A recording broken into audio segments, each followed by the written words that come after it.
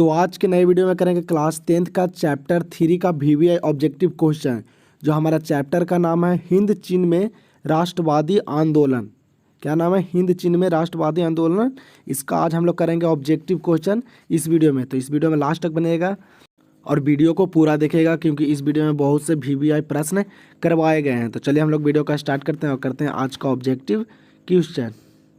तो यहाँ पे देख लीजिए, पहला नंबर प्रश्न दिया गया, करें कि अंकोर वाट का मंदिर कहाँ स्थित है। क्या करा पहला नंबर प्रश्न, करें कि अंकोर वाट का मंदिर कहाँ स्थित है। ऑप्शन एम देगा वियतनाम में, और ऑप्शन बी में देगा थाईलैंड में, और ऑप्शन सी में देगा लाओस में, और ऑप्शन डी में देगा कंबोडिया में। जो अंकोर वाट का जो मंदिर है वह कंबोडिया में स्थित है। कहाँ है? कंबोडिया में। तो पहला नंबर का राइट आंसर हो जाएगा ऑप्शन नंबर डी। फिर यहाँ पे देख लीजिए दूसरा नंबर प्रश्न, करें कि अंकोर वाटिका मंदिर का निर्माण किस शासक के द्वारा करवाया गया। और यहाँ पे देखिए 2019 में फर्स्ट सिटिंग में पूछा गया प्रश्न है। करें कि अंकोर वाटिका मंदिर का निर्माण किस शासक के द्वारा करवाया गया। जो अंकोर वाटिका मंदिर का जो निर्माण जो करवाया गया था वह सूर्यवर्मा द्वितीय के द्वारा करवाया गया था। किसके द्वारा? सूर्यवर्मा द्वितीय के द्वारा करवाया गया था। तो दूसरा नंबर का राइट आंसर हो जाएगा हमारा ऑप्शन नंबर ए। और अंकोर वाटिका मंदिर कहाँ है? तो कंबोडिया में है। फिर यहाँ पे देखिए तीसरा नंबर प्रश्न, करें कि हिंद चीन पहुँचने वाले प्रथम व्यापारी कौन थे। बहुत ही VVI प्रश्न है। यहाँ पे देखिए पूछा गया प्रश्न है, करें कि हिंद चीन पहुँचने वाले प्रथम व्यापारी कौन थे। और इस वीडियो में जितना भी प्रश्न करवाएंगे सारे प्रश्न बोर्ड एग्जाम से रिलेटेड प्रश्न आएंगे, और पूरे प्रश्न को अच्छे से याद करते चलिएगा। और इस चैनल पर क्लास 10th की मैट्रिक परीक्षा की तैयारी करवाई जाती है। तो इस चैनल को सब्सक्राइब कर लीजिएगा एक बार, और वीडियो अच्छा लगे तो वीडियो को एक बार लाइक कर दीजिएगा। तो यहाँ पर तीसरा नंबर प्रश्न करें कि हिंद चीन पहुँचने वाले प्रथम व्यापारी कौन थे। ऑप्शन ए में देगा अंग्रेज, और ऑप्शन बी में देगा फ्रांसीसी, और ऑप्शन सी में देगा पुर्तगाली, और ऑप्शन डी में देगा डच। जो हिंद चीन पहुंचने वाले जो प्रथम व्यापारी जो थे वह थे पुर्तगाली थे। कौन थे? पुर्तगाली। तो तीसरा नंबर का राइट आंसर हो जाएगा ऑप्शन नंबर सी। फिर यहाँ पे देख लीजिए अगला प्रश्न, चौथा नंबर दिया गया, करें कि मार्च 1946 में फ्रांस एवं वियतनाम के बीच होने वाला समझौता किस नाम से जाना जाता है। क्या करें कि मार्च 1946 में फ्रांस एवं वियतनाम के बीच होने वाला समझौता किस नाम से जाना जाता है। और ये भी प्रश्न पूछा गया प्रश्न है। अब बोर्ड एग्जाम ज़्यादा प्रीवियस ईयर प्रश्न पूछता है, ठीक है, पूछा गया प्रश्न को रिपीट करते रहता है। तो चौथा नंबर कह रहा है कि मार्च 1946 में फ्रांस एवं वियतनाम के बीच होने वाला समझौता किस नाम से जाना जाता है। ऑप्शन ए में देगा जिनेवा समझौता, और ऑप्शन बी में देगा हनोई समझौता, और ऑप्शन सी में देगा पेरिस समझौता, और ऑप्शन डी में देगा धर्मनिरपेक्ष समझौता। जो मार्च 1946 में जो फ्रांस और वियतनाम के बीच जो समझौता हुआ था वह हनोई समझौता के नाम से जाना जाता है। किस समझौता? हनोई समझौता के नाम से। तो चौथा नंबर प्रश्न का आंसर हो जाएगा ऑप्शन नंबर बी। फिर देख लीजिए यहाँ पे पांचवा नंबर प्रश्न, करें कि हिंद चीन क्षेत्र में कौन से देश आते हैं। क्या करें कि हिंद चीन क्षेत्र में कौन से देश आते हैं। ऑप्शन ए में देगा चीन, वियतनाम और लाओस, और ऑप्शन बी में देगा हिंद चीन, वियतनाम और लाओस, और ऑप्शन सी में देगा कंबोडिया, वियतनाम और लाओस, और ऑप्शन डी में देगा कंबोडिया, वियतनाम और चीन और थाईलैंड।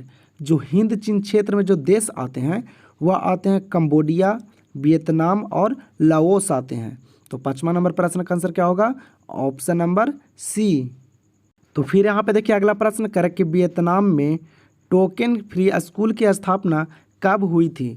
क्या करें कि वियतनाम में टोकन फ्री स्कूल की स्थापना कब हुई थी। ऑप्शन ए में देगा 1907 में, और ऑप्शन बी में देगा 1908 में, और ऑप्शन सी में देगा 1910 में, और ऑप्शन डी में देगा 1911 में। जो वियतनाम में टोकन फ्री स्कूल की जो स्थापना हुआ था वह 1907 में हुआ था। कब हुआ था टोकन फ्री स्कूल की स्थापना? तो 1907 में हुआ था। तो छठा नंबर प्रश्न का राइट आंसर हो जाएगा ऑप्शन नंबर ए। फिर यहाँ पे देखिए अगला प्रश्न, यहाँ पे 7वां नंबर प्रश्न दिया गया है, करें कि the history of the loss of Vietnam किसने लिखा। क्या करा है? करें कि the history of the loss of Vietnam किसने लिखा। जो the history of the loss of Vietnam जो लिखे थे वह लिखे थे फोन बो चाओ लिखे थे। कौन लिखे थे? फोन बोई चाओ लिखे थे। तो 7वां नंबर का राइट आंसर हो जाएगा ऑप्शन नंबर बी। यहाँ पे देखिए अगला प्रश्न, 8वां नंबर प्रश्न करा कर कि हुआ हुआ आंदोलन किस प्रकृति के था। क्या करा कि हुआ हुआ आंदोलन किस प्रकृति का था। ऑप्शन ए में देगा क्रांतिकारी, और ऑप्शन बी में देगा है धार्मिक, और ऑप्शन सी में देगा है साम्राज्यवाद समर्थक, और ऑप्शन सी में देगा क्रांतिकारी धार्मिक। जो हुआ आंदोलन जो था वह क्रांतिकारी धार्मिक था। क्या था, किस प्रवृत्ति के था हुआ आंदोलन, तो क्रांतिकारी धार्मिक के था। तो 8वां नंबर प्रश्न का राइट आंसर हो जाएगा ऑप्शन नंबर डी। अगला प्रश्न देगा 9वां नंबर, करे कि नरोत्तम सिंहानुक कहाँ के शासक थे। क्या करा करे कि नरोत्तम सिंहानुक कहाँ के शासक थे। ऑप्शन ए में देगा वियतनाम के, और ऑप्शन बी में देगा लाओस के, और ऑप्शन सी में देगा थाईलैंड के, और ऑप्शन डी में देगा कंबोडिया के। जो नरोत्तम सिंहानु जो शासक थे वह कंबोडिया के थे। कहाँ के थे, कंबोडिया के। तो 9वां नंबर प्रश्न का राइट आंसर क्या हो जाएगा ऑप्शन नंबर डी। आप लोग के वीडियो अगर पसंद आ रहा होगा तो वीडियो को एक बार आप लोग लाइक कर दीजिए और शेयर कर दीजिए। तो चलिए देखते हैं अगला प्रश्न 10वां नंबर। चलिए तो देखिए यहाँ पे 10वां नंबर प्रश्न दिया गया है, कह रहा है कि हिंद चीन में बसने वाले फ्रांसीसी कहे जाते थे। क्या कह रहा है कि हिंद चीन में जो फ्रांसीसी लोग जो बसते थे वहाँ, तो उनको क्या कहे जाते थे वहाँ। ऑप्शन ए में देगा फ्रांसीसी कहे जाते थे, और ऑप्शन बी में देगा है जनरल कहे जाते थे, और ऑप्शन सी में कोलोन कहे जाते थे, और ऑप्शन डी में देगा शासक वर्ग कहे जाते थे। जो हिंद चीन में जो बसने वाले फ्रांसीसी थे उन्हें कोलोन कहा जाता था। वहाँ क्या कहा जाता था हिंद चीन में फ्रांसीसी लोग को, तो कोलोन कहा जाता था। तो 10वां नंबर प्रश्न का राइट आंसर हो जाएगा ऑप्शन नंबर सी। फिर यहाँ पे देख लीजिए 11 नंबर प्रश्न देगा, कह रहा कि हिंद चीनी, यहाँ पे चीनी नहीं होता चीन होता, कह रहा कि हिंद चीन क्षेत्र में अंतिम युद्ध की समाप्ति के समय में अमेरिकी राष्ट्रपति कौन थे। क्या कह रहा कि हिंद चीन क्षेत्र में अंतिम युद्ध की समाप्ति के समय में अमेरिकी राष्ट्रपति। ऑप्शन ए में देगा है रूजवेल्ट, और ऑप्शन बी में देगा निक्सन, और ऑप्शन सी में देगा जॉर्ज बुश, और ऑप्शन डी में देगा वार्षिक गठन। जो हिंद चीन क्षेत्र में जो अंतिम युद्ध की समाप्ति के समय जो अमेरिका के जो राष्ट्रपति थे वह निक्सन थे। कौन थे, निक्सन। तो 11 नंबर प्रश्न का राइट आंसर हो जाएगा ऑप्शन नंबर बी। यहाँ पे देखिए 12 नंबर प्रश्न कह रहा है कि किस प्रसिद्ध दार्शनिक ने एक अदालत लगाकर अमेरिका को वियतनाम युद्ध के लिए दोषी करार दिया। क्या करा करे कि किस प्रसिद्ध दार्शनिक ने एक अदालत लगाकर अमेरिका को वियतनाम युद्ध के लिए दोषी करार दिया। बताते हैं जो अमेरिका को जो वियतनाम युद्ध के लिए जो दोषी करार दिए थे वह रसेल थे। कौन थे, रसेल। तो 12 नंबर का राइट आंसर हो जाएगा ऑप्शन नंबर ए। फिर यहाँ पे देखिए अगला प्रश्न 13 नंबर दिया गया, कह कि पुर्तगालियों ने कहाँ अपना केंद्र बनाया। क्या करा है, कह कि पुर्तगालियों ने कहाँ अपना केंद्र बनाया। जो पुर्तगालियों ने जो अपना केंद्र जो बनाया था मलका में बनाया था। कहाँ बनाया था, मलका में। पुर्तगालियों ने अपना जो केंद्र जो बनाया था वह मलका में बनाया था। तो 13 नंबर का राइट आंसर हो जाएगा ऑप्शन नंबर ए। अगला देखिए 14 नंबर प्रश्न, कह रहा कि वियतनाम में रहने वाले फ्रांसीसी नागरिकों को क्या कहा जाता था। पीछे ही बताए थे कि वियतनाम में जो रहने वाले फ्रांसीसी नागरिकों को क्या कहा जाता था। देखिए यहाँ पे ऑप्शन ए में देखा है सिलोन, और ऑप्शन बी में देखा है मिलोन, और ऑप्शन सी में देखा है कोलोन, और ऑप्शन डी में देखा है कोई नहीं। जो वियतनाम में रहने वाले जो फ्रांसीसी लोग जो नागरिक थे उन्हें कोलोन कहा जाता था। क्या कहा जाता था, कोलोन। तो इसका राइट आंसर हो जाएगा ऑप्शन नंबर सी। और यहाँ पे जितना भी प्रश्न करवा रहे हैं सारे प्रश्न इंपॉर्टेंट हैं, एग्जाम से रिलेटेड प्रश्न हैं। तो पूरे प्रश्न को अच्छे से पढ़ लीजिए और पूरे प्रश्न को अच्छे से देख लीजिए, ठीक है। और इस चैप्टर से जितना भी प्रश्न आएगा इससे बाहर नहीं आएगा, ठीक है। तो देखिए यहाँ पे 15 नंबर प्रश्न करा कि इंडो चाइना को किस देश ने अपने उपनिवेश के रूप में विकसित किया। क्या करा कि इंडो चाइना को किस देश ने अपने उपनिवेश के रूप में विकसित किया। ऑप्शन ए में देगा ब्रिटेन ने, और ऑप्शन बी में देगा चीन ने, और ऑप्शन सी में देगा जापान ने, और ऑप्शन डी में देगा फ्रांस ने। जो इंडो चाइना को जो उपनिवेश के रूप में जो विकसित किया था वह फ्रांस ने किया था। कौन किया था, फ्रांस ने किया था। तो 15 नंबर का राइट आंसर हो जाएगा ऑप्शन नंबर डी। फिर यहाँ पे देख लीजिए 16 नंबर प्रश्न कह रहा है कि हिंद चीन में आने वाले पहले यूरोपीय व्यापारी थे। यहाँ पे पूछ रहा है, क्या पूछ रहा है, कह रहा है कि हिंद चीन में आने वाले पहले यूरोपीय व्यापारी कौन थे? ऑप्शन ए में देगा है डच, और ऑप्शन बी में देगा है अंग्रेज, और ऑप्शन सी में देगा पुर्तगाली, और ऑप्शन डी में देगा फ्रांसीसी। तो 16 नंबर प्रश्न का आप लोग आंसर दीजिए कमेंट बॉक्स में कि हिंद चीन में जो आने वाले जो पहले यूरोपीय व्यापारी थे वह कौन थे? अंग्रेज थे कि पुर्तगाली थे कि फ्रांसीसी थे कि डच थे? ठीक है, तो 16 नंबर के जल्दी से कॉमेंट कीजिए तो जानेंगे कि हाँ आप लोग अच्छे से तैयारी कर रहे हैं बोर्ड एग्जाम के।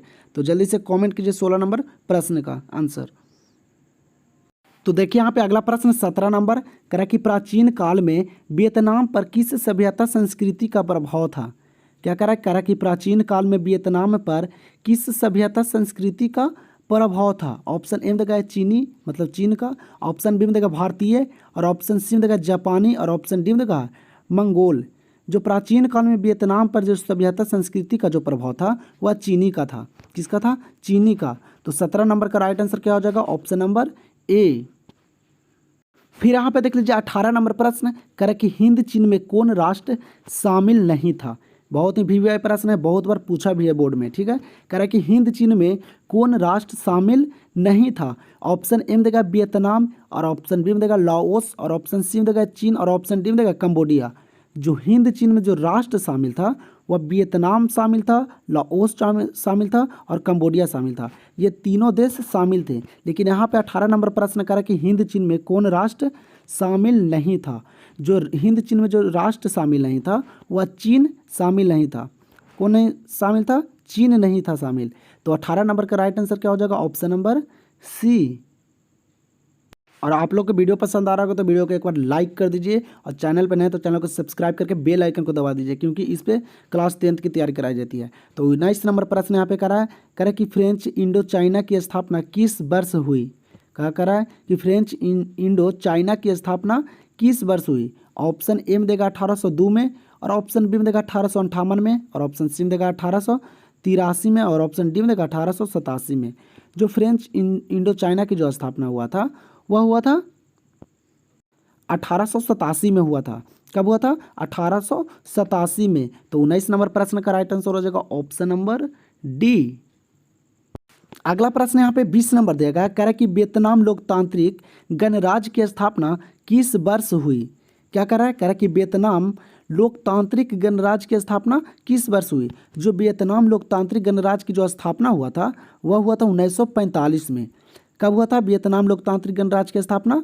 तो 1945 में हुआ था। तो 20 नंबर का प्रश्न का आंसर हो जाएगा ऑप्शन नंबर सी।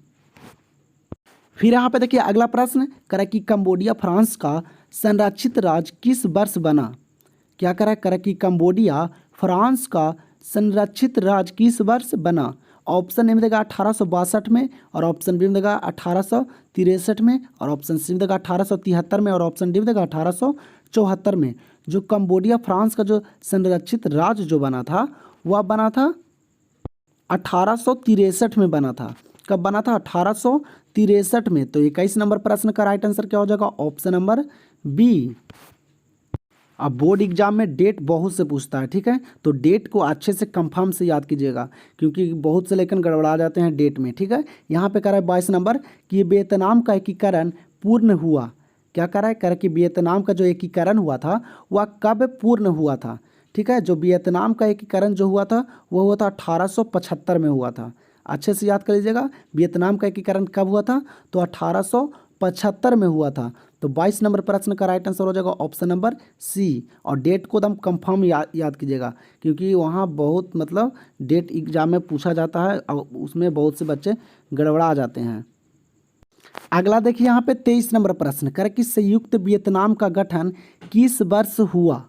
क्या करा कि संयुक्त वियतनाम का गठन किस वर्ष हुआ? ऑप्शन ए में देगा 1954 में, और ऑप्शन बी में देगा 1968 में, और ऑप्शन सी में देगा 1974 में, और ऑप्शन डी में देगा 1975 में। जो संयुक्त वियतनाम का जो गठन हुआ था वह 1975 में हुआ था। कब हुआ था संयुक्त वियतनाम का गठन? तो 1975 में हुआ था। तो 23 नंबर प्रश्न का राइट आंसर जो हो जाएगा वो हो जाएगा ऑप्शन नंबर डी।